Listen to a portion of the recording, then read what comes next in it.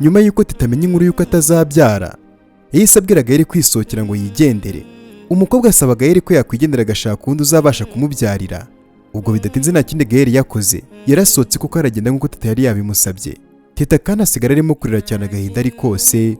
Ubwo GAEL mu kugera hanze yahise akubitana na Liza maze Liza ati GAEL, nari nje kukureba. Liza ameze gute se? GAEL ati ushaka kubimenya se koko cyangwa ni ukubaza gusa kugira ngo unyumve? Liza ati nkeneye kubimenya. GAEL ati Liza ntabwo nyine TETA ameze neza ariko araza kumera neza. Liza ati nese ugiye hehe? GAEL ati se wandetse uranshakaho iki? Ubwo Liza ati GAEL, ndabizi biragoye ni ukuri kumbabarira kuko naraguhemukiye cyane we na TETA, nagerageje no kubatandukanya ariko rwose mbabarira pe. Gusabye imbabazi mbikuye ku mutima wanjye kubera yuko rwose ibyo nakoze byose ndabyicuza. Ahari na mbere hose nari kwemera ko ukunda TETA sinshake kubatandukanya ngo nanabigireho umuntu mwiza nk'uko nabikoze, rero rwose umbabarire. Ubwo GAEL aramubaza ati kuki se usabye imbabazi kano kanya? Kutazisabye TETA ameze neza? Liza ati nibwo mbitekerejeho kandi ni ukuri mbikuye ku mutima. Ubwo GAEL aramubaza ati nese ubundi nakubabariye nabigirane? Nta kundi nyine. Ubwo Liza ati none se urateganya iki? GAEL nawe aramubaza ati ese ko abantu mwese mumbaza ngo ndateganya iki? Ubu ngubu sinzi icyo nakora kuko nyine TETA yambwiye ko ngomba kumureka. Liza ahita agwa mu kantu maze ati umureka se kubera iki? GAEL ati kuko nyine atazabasha kubyara. Liza aramubaza ati yakubwiye ngo umureke? GAEL ati yego niko TETA ambwiye kandi rwose yabivuze akomeje pe. Ubu ngubu ndimo ndibaza niba koko namureka bikaba ari byo. Gusa nyine yambwiye ibintu byumvikana. Mama yambyaye ndi umwe, yahoraga ategereje kuzabona umwuzukuru kandi rwose nimbana na TETA ntibizakunda. Ariko nanone nyine ndi kwibaza ukuntu rwose namureka kubera yuko nabamutereranye rwose. Liza ubu koko nkora iki? Ubwo Liza aramusubiza ati nyine ku ruhande rumwe ibyo TETA yavuze nibyo pe, kuko byaba nyine bibabaje cyane uzarinda upfa utabyaye. Nta mwana koko waba usize ngo bazajye banamukwibukiraho koko kandi nabyo aba ari ibintu bikenewe. GAEL ati nese koko mureke? Liza ati cyane rwose mureke TETA, ubwo nawe yabikwibwiriye nyine bikora umureke kandi azamera neza rwose yongere yishime. GAEL ati sinzi ko rwose ubwo buzima nzabasha kububamo pe. Ubwo GAEL ako kanya telefone ye irasona maze ati reka ngende mfitanye gahunda na Vicky, ndabona atangiye kumpamagara. GAEL ubwo ahita agenda. Nta kindi Liza yakoze, yahise yinjira mu bitaro ajya ku gitanda TETA yari arwariyeho maze asanga umukobwa aracyarimo kurira nuko ati TETA kurimo kurira? TETA ati uzanywe n'iki hano wowe uje kunshinyagurira? Liza ati sinagushinyagurira dupfa iki? Gusa nyine ukoze ikintu cyiza pe, byari kuba rwose bibabaje cyane iyo ukomeza kwizirika kuri GAEL kandi uzi yuko nta kintu uzamumarira. Ntuzatuma abasha kwitwa papa w'umuntu, ntuzatuma kandi na nyina yitwa nyogokuru w'umuntu. Rero kumubwira ngo akureke n'igikorwa cyiza rwose ukoze, ndabigushimiye. Ikindi kandi nanjye ndabyishimiye. TETA ati ishime nyine ibyo mwashakaga urabibonye. Wowe uzifuza kudutandukanya none birabaye kandi rwose bibaye nta n'imbaraga ubishyizemo. Liza ati bibaye byiza rero wanamfasha maze ukamumbwirira agahitamo rwose gukunda njyewe. Nyine ashaka nkunda TETA sibyo? Kuko nyine ubu ngubu noneho erega byakunda. TETA ati nawe ufite umuntu ugenda ubimwibwirire kandi rwose umfashije wasohoka ahangaha rwose ukamva hejuru kubera yuko urimo kunera icyugazi. Liza ati ibyo ngibyo gusa reka nze nigendere, wenda nyine bizanatuma wongera kuba umuntu muzima nawe ubashe kubyara nkatwe twese nyagasani. Ubwo nta kindi cyabaye kuko Liza yahise agenda maze kandi TETA nawe asigara ngo arimo kurira.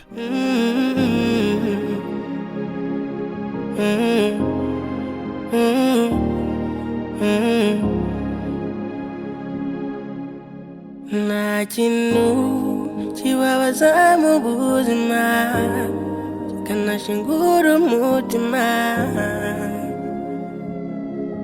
nko gukunda n'ukundwe, nko gukunda n'ukundwe. tugaruka kuri Gael ari kumwe na Vicky bicaye ahantu muri ofisi. Ako kanya hinjira umugabo rwose ubona yuko ari umugabo ukuze, akaba kandi uwo mugabo yitwa Charles.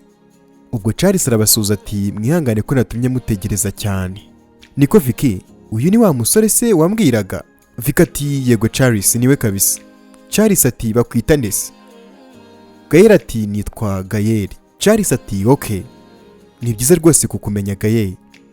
Jye rero nta byinshi nyine nkora hano kuko nyine maze gusaza, ariko nyine kubw'amahirwe make nta mwana ngira ngo byibura aze abe yansimbura ku kazi. Rero binsaba ko nshaka nyine uko nza nkakwereka ukuntu nyine ibyanjye byifashe, kuko nari nifuje ko Vicky yamfasha, maze bibuza nuko nyine afite byinshi akora.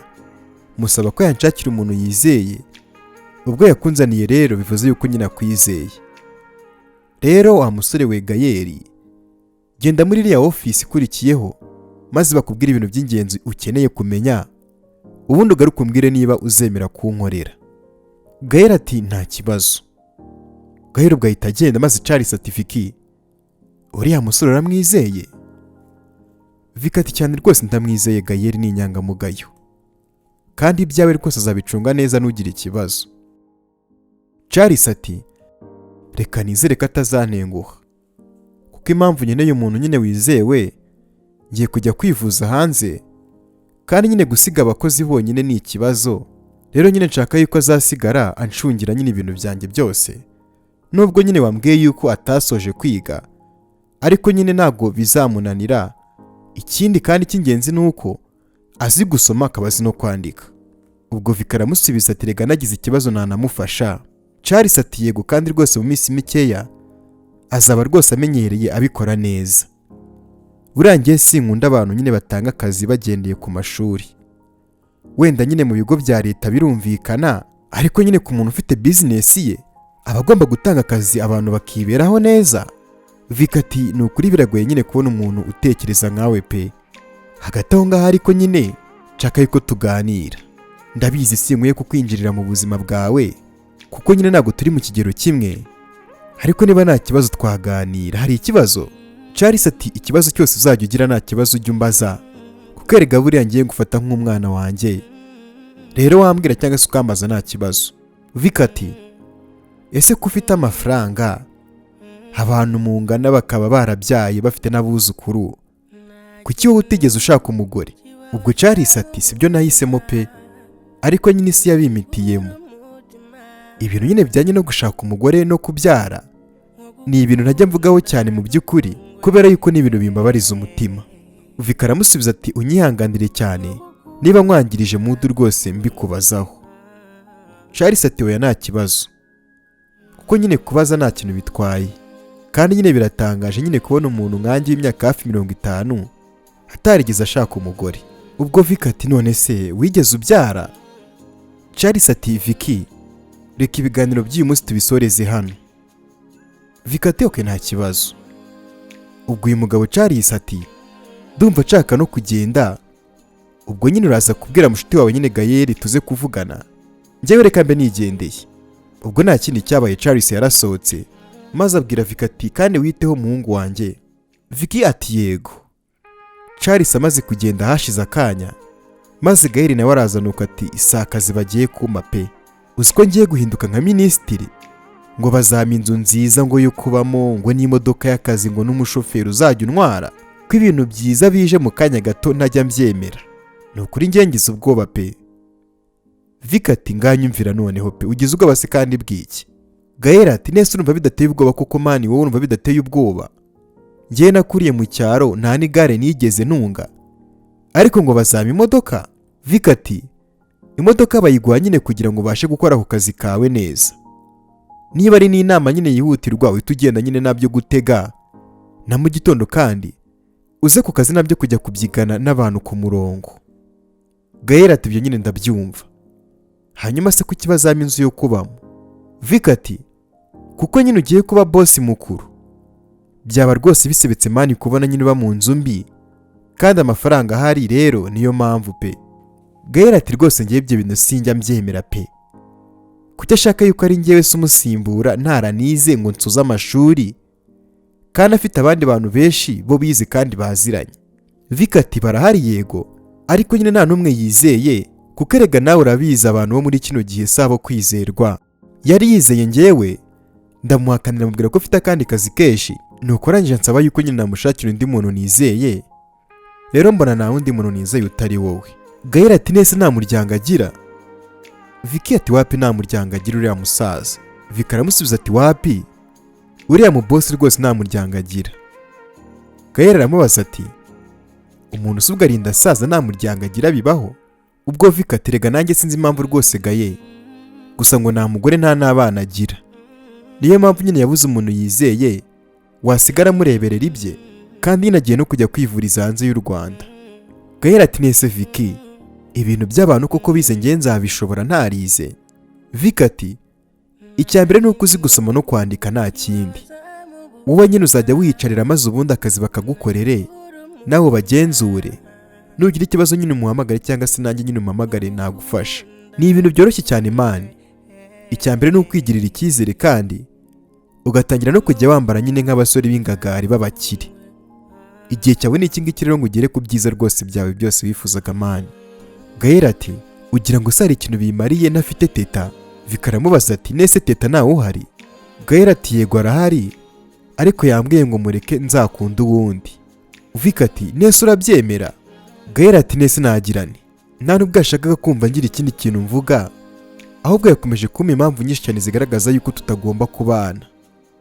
Namuretse nyine ndigendera, kandi nyine nariza yambwiye ngo nibyo byiza. Vika ati ariko se man uri umusazi, ubwo se wumvaga Liza yakubwira ikindi kiye nyine kitari icyo ngicyo? Erega aragukunda man uriya mukobwa, ndetse nkeka yuko iriya mpanuka yateguwe nabo. Nyagasani Gael ati ngwiki, bishoboka se gute ubwo ngubwo? Ubikiye kushingiye kuki?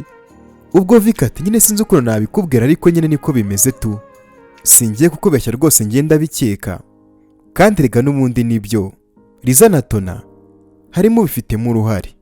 Ubwo Gael ati iyo ngiyo rero niyo mpamvu izatuma ntareka teta, niyashaka yazaboneka ibinshi intege bingana gute, ariko sinzamureka. Vika ati kandi wamaze kumureka byarangiye? Gael ati ntabwo byarangiye, ndasubirayo mubwire yuko ntamureka, ahubwo reka mpite ngenda butaranira.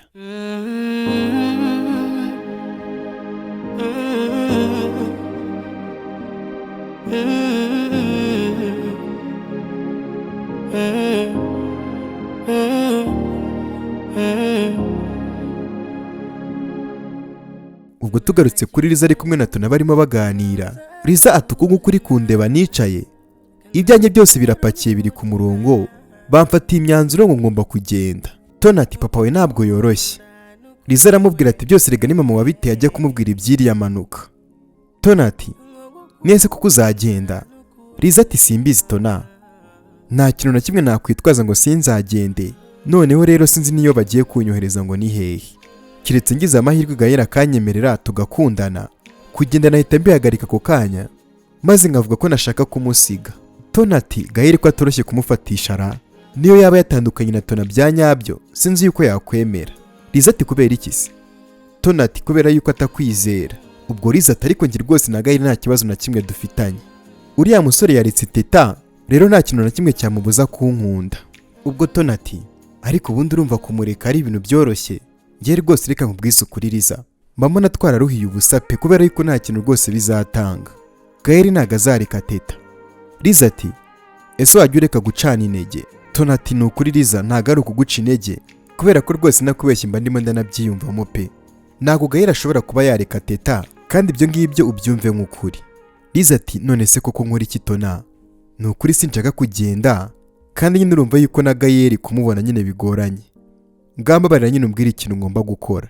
Tona ati ubonye ugisha inama pe, nanjye ubwanjye sinzi ikintu nzakora ngo ibyanjye bigende neza, ariko urimo kuvangamo ibyawe.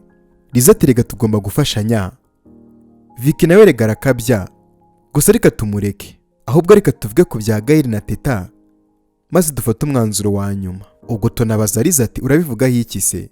Mani bariya ni nka za mboga mbi zitajya ziva mu nkono rwose Liza, maze kubona ko nta kintu rwose umuntu yakora ngo batandukane, na biriya byo kutabyara ntabwo bizabatandukanye rwose, kuko Gael azihangana bitewe n'ukuntu amukunda.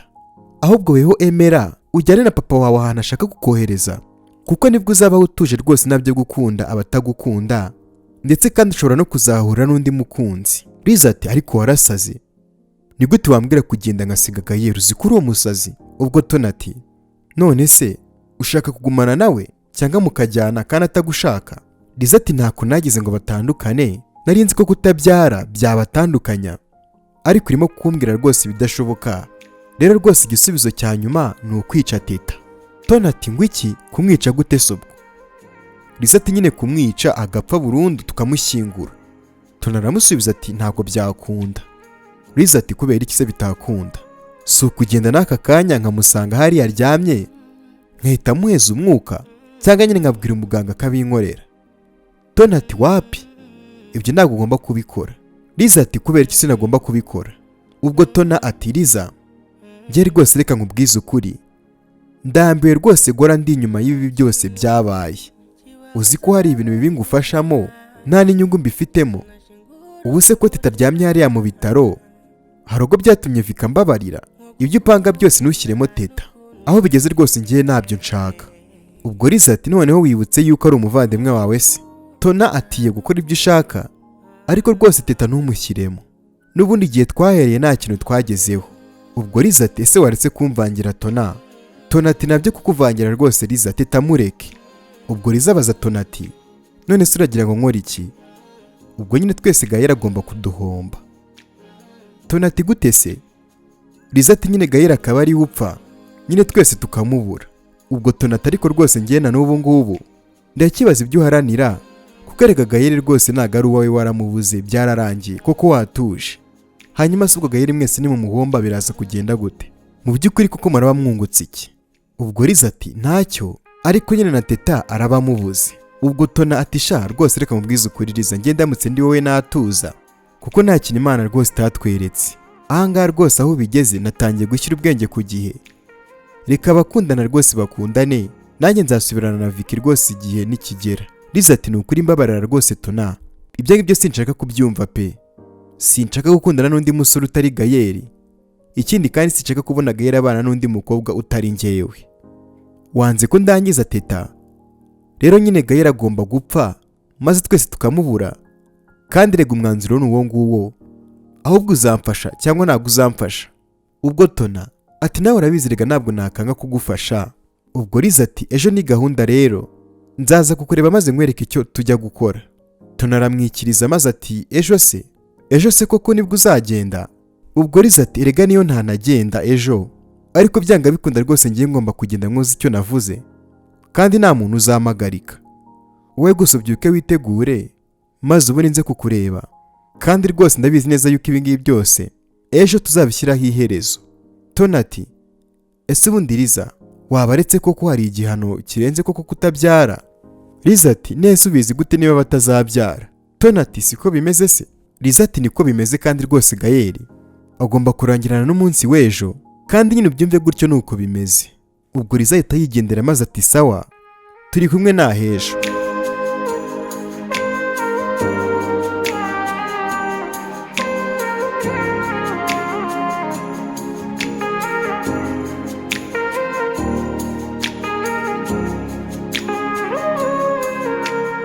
Ubwo tugarutse kuri Gael, yageze hamwe abasanga nyina yicaye hanze. Mama Gael ati Teta se ameze gute? Gael ati ndakeka ameze neza, nagiyeyo mu gitondo, ubu ngubu mvuye mu bintu bijyanye n'akazi, gusa nyine mama ngiye kuba boss pe, nimbona kariya kazi mvuye kureba tuzahita twimukira mu yindi nzu. Mama Gael atugira amahirwe wa mwana we, ujye ushima Imana kuko rwose si buri muza inanganga hirwe. Hari ababa bajura bakazabafunga, abandi bakicwa n'inzara, ariko yewe nta kibazo wigeze ugira, ahubwo nyine ugenda umera neza kurushaho, n'ibisigaye Imana izabikora. Teta rega nawe azabyara. Gael ati ibyo byo ntabwo bishoboka mama, abaganga ntabwo bibeshye, kandi rwose ikindi na Teta yambwiye ko ngomba kumureka. Mama Gael agwa mu kantu ati kubera iki? Gael ati nyine mama, Teta yambwiye ngo nyine nzishakira undi ngo uzabasha kumbyarira, ngo we mureke nta kibazo. Mama Gael ati wabyemeye se? Gael ati yego nyine. None se ubwo nari kugira gute mama? ko yakomezaga kubimbwira akananga yuko ngira icyo mvuga, yambwiye ngo ngende mureke. Mama Gael ati maze koko se nawe uramureka? Ariko Gaye uzabinjije kugeza ryari koko? Wamuretse ubizi neza yuko byose byabaye kubera njyewe? Wirengagije ko bamugonze aje kumfata mu muhanda ndimo kwambuka kugira ngo anabare? Gael ati yambwiye ngo nyine ukeneye umwuzukuru kandi we ntago azabasha kumumpa. Mama Gael ati ngo iki? Umwuzukuru uzabyarana n'umukobwa ntazaba nishimiye, ubwo ni igiki? Njye nshaka Teta. Uriya mukobwa ni ugomba kuba umugore wawe kubera ko rwose arashoboye. Umugore ushyira ubuzima bwe mu byago kubera umuryango niwe mugore. Ubu se rwa rukobwa ngo ni Liza, iyo rumbona nambuka umuhanda rwari kunkurikira ngo rumfate? Ariko Teta yarabikoze. Uriya rwose niwe mugore wawe pe. Ndabizi nyine arahangayitse, arumva nyine ko bizaba bibangamye kubana nawe atabyara, ariko ntacyo bibangamyeho rwose pe. Ukiri mu isi n'ubundi ntiwabona byose. Ubwo nyine nta mwuzukuru nagenewe, kandi nyine ibyo ngibyo nta kintu ngiye bintwaye kubera yuko rwose nkibona ufite urugo rwiza ndetse kandi ufite n'umugore mwiza. Ibyo ngibyo rwose bizanshimisha wa mwana we. Umwana we rwose mwashaka n'uwo murera. Gael ati ariko sinzi ikintu kiguhinduye mama, ntihoze umbwira ko ushaka Liza? Mama Gael ati rega ngiye rwose mba numva iriya manuka yarabaye kubera njyewe. Rero si igihe kiza cyo kwanga Teta, ahubwo ni igihe cyo kumukunda kurushaho, kandi rwose ugize vuba genda umubwire ko nta kigomba kubatandukanya. Nta soni, mwakundanye mu byiza, ntabwo rero mu bibazo aribwo wava kwizima wa mwana we. Keretse wenda nyine niba wumva utakimushaka, kuko ntabwo naguhatira nyine gukunda umuntu utamushaka. Gael ati ndamushaka mama. Mama Gael ati uzihanganira ko bana se nawe atabyara, ntabwo uzamuca inyuma ngo ujye kubyarana n'abandi bagore babyara? Gael ati mama nyine nkubwije kuri ntabwo byoroshye, yewe rwose nta nubwo bizoroha kuko birababaza cyane kurushaho kumva yuko nyine uzaba umugabo ariko nyine ntube umupapa. Umwana ni ikintu gikomeye cyane buri wese yifuza nyine, gusa kuba nazigira nyine mubona ntabwo bizatuma nyine mbabaza Teta ngo mugerekeho abandi. Mama Gael ati nizere kuri indi jambo ryawe wa mwana we. Gael ati cyane rwose mama. Mama Gael ati ngaha genda nyine ujye kureba Teta, ndetse kandi iki ngiki nicyo gihe kugira ngo mugaragarize abantu bose yuko urukundo rwanyu ari agatangaza. Mugaragaze ko urukundo nta kintu rurebaho kandi ko urukundo rwihanganira byose. Munatwereka ibirori sha. Gael ati ubukwe se mama? Mama Gael ati cyane rwose. Gael ati ushaka ko dukora ubukwe? Mama Gael ati nta soni ushaka se kugira ngo ntukore ubukwe? Gael ati nabyo ndabimubwira twumve. Mama Gael ati umubwire ko nakira muzahita mukora ubukwe. Gael ati yego ko mana yanjye mama, ubukwe bwa Teta na Gael koko? Ntacyo reka ngende nyine mbimubwire, n'ubundi nta myaka 100 rega byose n'ubundi ni iby'isi.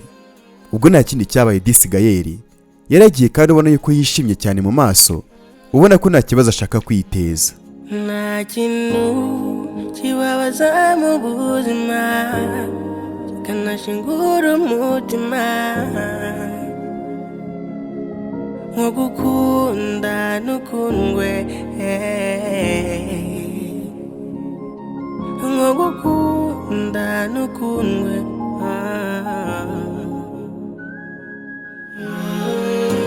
Ubwo tugarutse kuri Vicky yageze iwe mu rugo, maze asanga wa mugabo Charles yicaye ku irembo, maze Vicky ati Charles ni amahoro? Charles ati cyane rwose. Natashye nyuma nyine ndatekereza numva nshaka yuko tuganira nkagusubiza nyine ibyo wari wambajije, kuko nyine wenda hari ikintu wanamfasha. Vicky ati ntiwumva se? Yahise yicara maze ati ngambwira. Charles ati ubundi se ndahera hehe kuko Vicky? Vicky ati mbwira rwose impamvu utigeze ushaka umugore. Ubwo Charles ati reka nkubwize ukuri wa mwana we rero Vicky, ni njye wabishatse kuko numvaga nyine niteguye gutera iyo ntambwe. Kera nari mfite umukunzi tuba mu cyaro maze mutera inda, ariko nyine twari dukennye cyane pe. Ubwo naje nyine kuza gukora inanga i Kigali, ubwo maze nsubirayo yarabyaye, ariko mbona nyine ubuzima ni bubi cyane musaba yuko tuzana mu mujyi arabyanga. Nanamubwiye ko ngiye kuza kuhakorera maze aranga ngo tugumane mu cyaro. Ubwo nyine ndabyemera, ariko nyine numva kwirirwa mu rugo inzara izatwica pe, mbona birarambiranye cyane. Nahise mpitamo nyine kugenda namubwiye, ndavuga ni wenda nzakorera amafaranga menshi maze nzayazane kugira ngo nyine mwereke icyo nari mugiyemo i Kigali. Byarabaye nyine nza mu mujyi ntangira gukorera amafaranga menshi. Ubwo natangiye ncuruza ibiraha, Ubwo ku bavandimwe bacu bo mu Burundi batari gusobanukirwa ijambo ibiraha. Ibiraha ni ibintu bikorwa inanga mu Rwanda. Biba bikozwe mu ifarine n'ibirayi ndetse n'ibitunguru bashyiramo. Nuko maze bakabihuriza hamwe bakabyita ibiraha. Uyu mugabo rero ngo nibyo yatangiye acuruza. Ati maze birunguka njya ku kabotike gatoya. Nako kanunguka njya ku iduka rikaze bikomeza kugenda neza. Ati mu by'ukuri Vicky, nari maje kugwiza amafaranga ndavuga ni reka nsubire mu cyaro kureba nyine uko umuryango wanjye umeze. Kuko nyine yari yashize imyaka nasubirayo nta na telefone twagiraga. Nasubiye rero nsanga aho namusize harahindutse baranahubatse amashuri. Ndabaririza bambwira yuko bataza ahantu bagiye. Vicky, ntacyo nakoze, yewe nta n'akarere ko mu Rwanda nagezemo mbaririza ngo byibura numve yuko namubona. Namaze igihe kinini cyane mushaka ariko ndamubura. Maze rero mpita niyemeza nyine kutazigera nshaka umugore. Nyagasani Vicky ati inkuru yawe iratangaje. None se nta n'imiryango mwagiraga? Charles ati ngerega nta muryango nigeze ngira. Nawe yabanaga na nyirakuru nyuma aza gupfa. Aba aribwo nyine natwe tubana. Vicky ati nese wanze gushaka umugore neza neza? Charles ati wapi nta mugore nshaka. Ndategereje ngo nzamenye niba yarapfuye kuko niwe mugore wanjye. Nintamubona nyine nzarinda mpfa ameze gutya. Vicky ati nukuri biratangaje. Ese yabyaye umuhungu cyangwa yabyaye umukobwa? Charles ati ibyo nibyo ntekereza rwose nkumva agahinda kagiye kunturitsa umutima kubera ko uwo mugore wanjye yari yambyariye impanga ebyiri sha nziza z'abakobwa. Vicky ati ho nari mbizi. Charles ati biki waruzi? Hari aho se waba umuzi? Erega afite n'ifoto ye ya kera. Reka nyikwereke urebe yuko waba umuzi. Iyo foto ndayigendana nubwo yashaje. Ubwo Charles disi yafashe ifoto maze aramwereka. Kumbe disi iyo foto yari iriho uyu mugabo Charles w'umukire ndetse na mama TETA bateruye abana babiri b'impanga. Ubwo umugabo aramubwira ati hano yari avuye kubyara. Mba nibaza niba udukobwa twanjye twarakuze. Abo bana rero bitwa TETA na Tona. Nyagasani Vicky ati nuko bitwa? Charles ati yego niko bitwa. Gakuru yitwa Tona Jovan, naho gatoya kitwa TETA Jovia. Urumva ukuntu twara ababyeyi b'abasirimusi bazi no kwita abantu tuzina twiza. Ubu ngubu shamba nitwa Papa TETA cyangwa se Papa Tona. None iminsi yashimye yuko ngumya nitwa Gakire Charles. Ubu ngubu koko nzababona cyangwa barapfuye? Ubwo Vicky ati waramutse se ubwo babonye byagenda gute? Charles ati nyine nabaha ibyo nunze byose ubundi nashaka rwose nkipfira. Ubwo Vicky aramubaza ati ubu se urabizi neza yuko bakwishimira kukubona kandi batarigeze bakumenya? Charles ati ntago nigeze mba umugabo mubi, nta nubwo rwose njye nahisemo kuba umubyeyi mubi. Nabasobanurira niyo batanyumva ariko rwose nkabaha ibyo mfite byose kuko kuva kera nkora cyane kubera abo. Vicky ati nyine nshobora kuba mfite amakuru kuri uwo muryango wawe wabuze.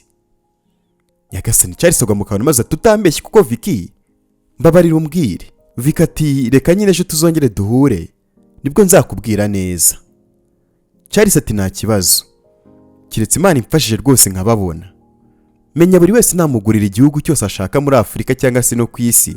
Gusa nyine nta kibazo tuzabona nejo ngaho reka ngende.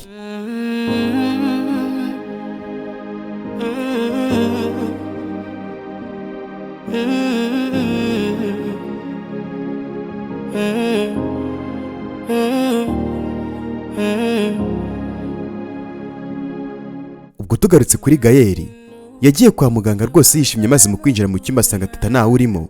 Maze umusore ahita asohoka ahura na wa muganga wari urimo kumuvura. GAEL ati Dr. TETA ko nawe mbonye ari hehe? Dr. ati TETA wuwe se kandi? Umwe yakoze impanuka? GAEL ati yego. Dr. ati yagiye. GAEL ati yagiye hehe se kandi? Yakize se? Dr. ati ntago yakize kuko yari ameze nabi nyine no kugenda ari ikibazo. Gusa nyine yagiye. GAEL ati nese yagiye hehe? Dr. ati tuza wigira ikibazo icara nkubwire. Bahise bicara maze ubwo Dr. ati reka nkubwire rero wa musore we. Uriya mukobwa kuva wagenda yakomeje kurira. Nakomeje kumwitegereza gusa ntabwo yigeze atuza cyangwa se ngo asinzire. Ahubwo yakomezaga kurira cyane nkagira ngo nuko nyine ari kubabara. Rero nyine nabonye akomeje kurira cyane maze ndamubaza. Arambwira ngo nimureke rwose yigendere. Ndamubwira nti twebwe tureka umurwayi iyo yakize gusa kandi we ntabwo urakira. Arambwira ngo ntacyo arimo gukora n'ubundi kwa muganga ngo nimureke yigendere. Nyine akomeza kubimbwira cyane. Nageze aho ndamubwira ntirindira umukunzi wawe cyangwa se nyine ume nimero ze muhamagare maze umukobwa arushaho kurira cyane maze ndamureka aragenda. Gael ati nganyumvira pe, nese yagiye hehe? Dr ati simbizi pe, naba nkubeshye. Ubwo Gael ati ngwiki, ese ubwo nihe wabonye muganga ukora ibintu nk'ibyo ngibyo ukareka umurwayi akagenda ngo nuko yabigusabye? Ubu se niba yagize ikibazo mu nzira ko atigeze agera mu rugo? Dr ati ngiye nyine namuretse arigendera kuko yabishakaga cyane, gusa nyine nanone ni ikibazo nyine kuko nta nubwo yabashaga kugenda neza. Nyagasani Gael ati ibyo se ubwo uri kubimbwira kugira ngo bimfashe iki kandi nyine yagiye? Dr ati basunyihanganire. Gael ati nganyine wakoze mva imbere. Ubwo muganga ahita agenda maze ageze hirya arongera aragaruka aramubwira ati hari icyo nshaka kuba nakubwira wa musore we. Gael ati niki se ushaka kumbwira? Niba nta nyuguti mfitiye nta kintu ngiye nkeneye kumva rwose wa muganga we. Kwanza nta nubwo nkeneye kumva rwose ubusa bwawe, uri umuganga w'indangare. Dr ati ni ikintu cy'ingenzi cyane. Gael ati byigumanire wa muganga we. Ubwo Gael agiye kugenda, Dr ahita amubwira ati wa musore we, Teta nta kibazo cyo kutabyara afite. Nyagasani Gael akibyumva mu matwi ye ahita yindukira maze akamureba akamubaza ati uvuze ngo iki muga? Muganga ati Teta ameze neza nta kibazo cyo kutabyara afite niko nkubwiye. Gael ati ibyo se kandi wabikuye hehe? Ariko ubundi wa muganga we koko uba muzima cyangwa ugira ikibazo cyo mu mutwe? Ikibazo cya mbere ntikirakemuka ariko utangiye no kunshinyagurira. Se watuzaniye ibisubizo by'uko ubuzima bwe butameze neza ukatwibwirira ko atabasha kubyara? Dr ati yego ni njyewe, ariko nyine nibyo bari bantegetse. Nyagasani Gael ati ngwiki, ninde wabigutegetse kuko ibintu nk'ibyo ngibyo muga? Yagutegetse ibiki? Dr ati nyine wa mukobwa witwa Liza yambwiye ko ngomba kubaha ibisubizo nyine bya fake, nkanavuga yuko Teta atazigera byara kuko ubusanzwe nyine ngiye siko nkora, ariko yaneye ubwoba nyine ndabikora, umbabarire pe. Gusa nyine Teta wawe nta kibazo afite. Nyagasani Gael byaramurenze, ibyishimo biramurenga, maze muganga ati icyo nakubwira cyo wa musore we muri kano kanya ni ukujya kumushaka kuko bitewe n'agahinda Teta yari afite uriya mwana ashobora rwose no kuba yanakwiyahura. Nyagasani Gael yahise yikangamo maze ahita asohoka yirukanka, arangije ahita abona